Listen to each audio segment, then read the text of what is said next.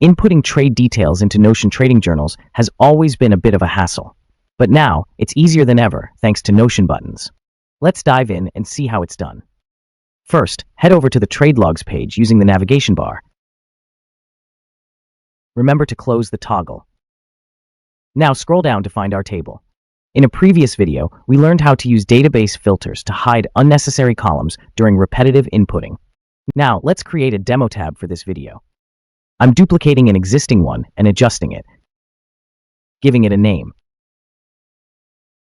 moving it where we want, and hiding those extra columns, because we don't want mass. The classic way to input trades is to click the New button, assign a unique ID number,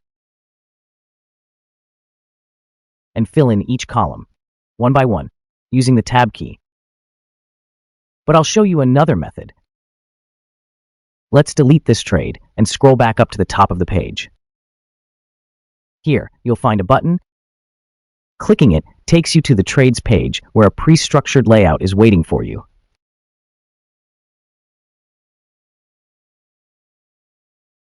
Even if you delete it, you can bring back the default layout by clicking the Untitled button. Once there, assign a unique ID number to the trade. A table will pop up displaying only the trade you're working on. From here, you can add details like accounts, market, tickers, and other trading details as well.